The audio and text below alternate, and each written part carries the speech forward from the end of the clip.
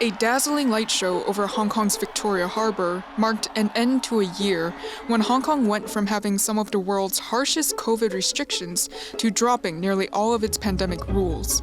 Amid the challenges, Hong Kong celebrated the 25th anniversary of its handover to China, opened gleaming new cultural institutions, and saw the return of the Rugby Sevens sporting event. A deadly fifth wave of COVID-19 infections brought misery for many Hong Kongers before conditions slowly improved. Like mainland China, Hong Kong maintained a zero-COVID policy for most of the pandemic that kept COVID-19 infections and deaths relatively low. But in the beginning of 2022, two variants began spreading simultaneously in the city. The emergence of the Omicron variant in the community came after two Cathay Pacific employees were accused by the government of breaking isolation rules. Soon after, the Delta strain was detected in a pet shop, where 11 hamsters tested positive for the virus. Fearing a COVID transmission from the rodents, the government ordered a mass culling of hamsters. At the height of the fifth wave, the city recorded more than 200 COVID-related deaths daily, most of whom were unvaccinated elderly patients. Hospitals were overwhelmed, mortuaries overflowed. It was only in the second half of the year that Hong Kongers began seeing light at the end of the tunnel.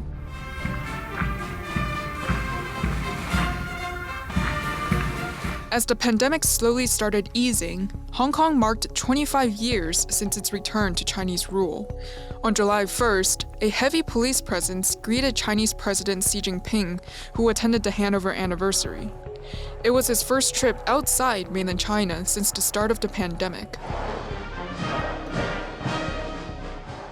经历了风风雨雨，大家痛感香港不能乱，也乱不起，更深感香港发展不能再耽搁，要排除一切干扰，聚精会神谋发展。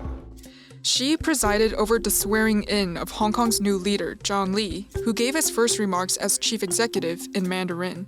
我以谦卑的心情就任中华人民共和国香港特别行政区行政长官。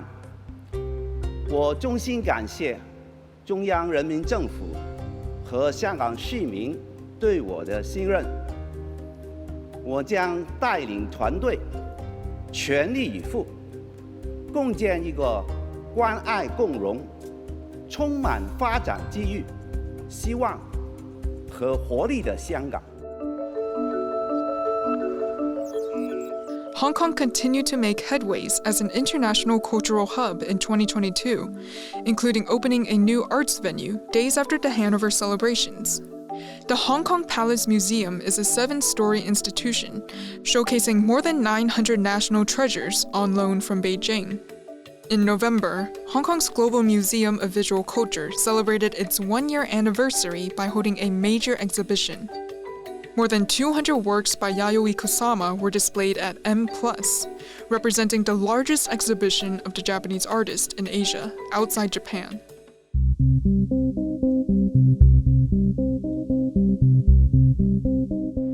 The city's long-standing issues with workplace safety and Hong Kong's love of pop culture came together in a horrific accident in July. A giant video screen came crashing down in front of a live audience during a concert by the boy band Mirror, injuring 2 dancers. Mo Li Kai-yin, who was severely injured from the incident, remains hospitalized and faces permanent paralysis from the neck down due to major vertebra damage. 5 people, including show production managers and project coordinators, have been arrested. Hong Kong's Showpiece International Sporting event returned after 3.5 years. Some COVID restrictions were lifted for the Rugby Sevens, which attracted more than 20,000 fans. It's great to watch, and I really enjoyed it. They're big guys. Chief Executive John Lee said the tournament was living proof that the city had returned to the world stage.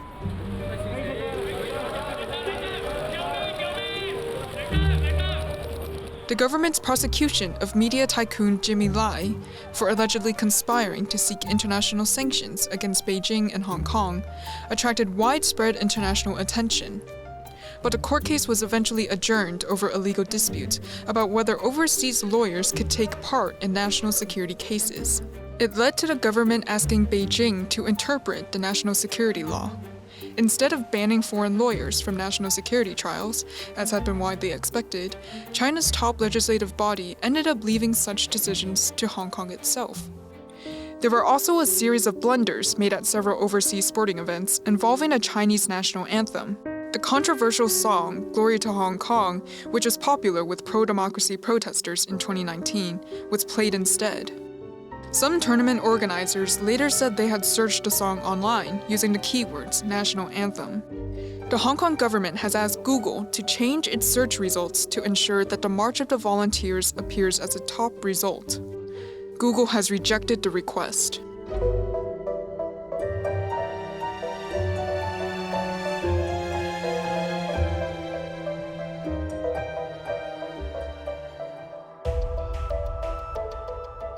For most of 2022, international arrivals have had to quarantine in designated hotels for 7 days. But in August, government officials gradually eased this restriction, starting with a 3+4 arrangement, cutting down hotel quarantine to just 3 days and allowing arrivals to spend the final 4 days at home. December finally saw Hong Kong set aside its tough pandemic restrictions.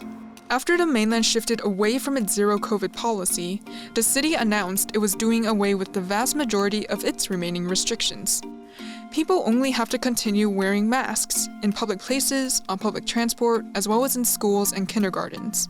Hong Kong's border with the mainland, which had effectively been shut since the start of the pandemic, is also expected to fully reopen, with quarantine-free travel starting in January 2023. As Hong Kongers enjoy a gradual return to normal life, concerns remain over a continuing spike in local COVID cases. But after 3 years of battling the pandemic, the government says the city's medical workers and residents are now prepared to reopen to the world.